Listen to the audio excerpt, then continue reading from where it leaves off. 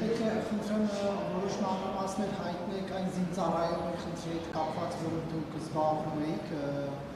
որը հիշեցնեմ, որ առողջական խնդիրներով սյունիք էր կոչվել, հետո այդ տղան ծառայությունից ազատվեց, բայց հիմա մի այսպիսի հարց է առաջացել,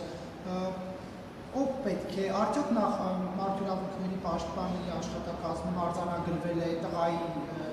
իրավունքները խախտվել են թե ոչ, եթե արձանագրվել է, ապա ինչ կոնտեքստում է խախտվել, եւ հիմա ստացվում է, որ քաղաքացուն տարան բանակ, առողջական վիճակը ավելի վատացավ եւ հիմա զորացնում են, իսկ խնդիրներով արդեն պետք է ընտանիքը զբաղվի, սա ինչպես է մեկնաբանում, արդյոք պետությունը առողջական խնդիրների հետ կապված ձեզ անելու ունի թե ոչ։ Նախ նշեմ, որ ոչ միայն այդ քաղաքացու, այլ նաև մի շարք այլ քաղաքացիների խնդիրների հետ կապված շատ ակտիվ ենք զբաղվել եւ նաև ձեզ շատ շնորհակալություն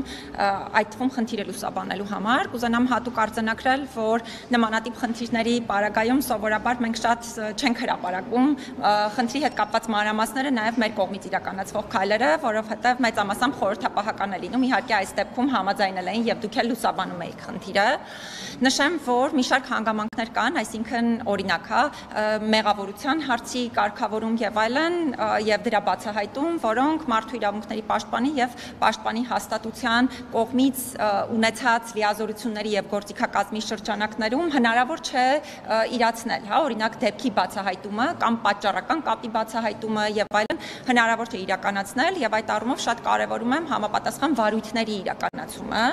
բայց այստեղ կուզենամ մի շատ կարեւոր հանգամանքի անդրադառնալ, որը ավելի առանցքային է նշված խնդիրներին անդրադառնալիս, քանի որ ի սկզբանե նշեցի, խնդիրը այնպես չէ, որ մի քաղաքացու վերաբերելի է եւ այդ թվում ոչ այդ առողջական խնդրի, բայց շատ այլ առողջական խնդիրների առնչությամբ եւս պարբերաբար խնդիրների առաջ կանգնում ենք եւ այս տեսանկյունից ես չափազանց կարեւորում եմ, որպեսզի մենք կարողանանք նաեւ հետագա բարեփոխումների միջոցով հստակորեն կարգավորել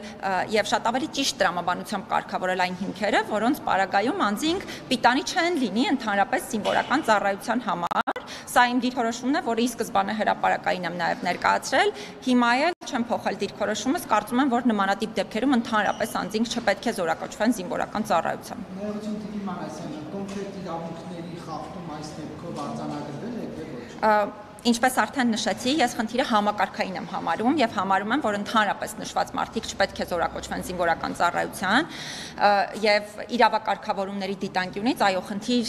ես տեսնում եմ, ինչ վերաբերում է կոնկրետ դեպքին առնչվող հարցին, եթե անձը չզորացրվեր, ընդ որում այստեղ մենք էլ շատ ակտիվ մասնակցություն ենք ունեցել այս խնդիրները հասցեավորելու հարցում, եթե չզորացրվեր, ըստ էության միանշանակ մենք էլ ենք խնդիր տեսնելու եւ արձանագրելու, բայց այս պահին այն կարգավորումների պայմաններում, որոնք Հայաստանում են առկա, արդեն զբաղվել անձանց մեղավորության հետ կապված հարցը բացահայտելով եւ պատճառական կապերը բացահայտելով մենք չենք կարող, որովհետեւ չունենք այդ գործիքը։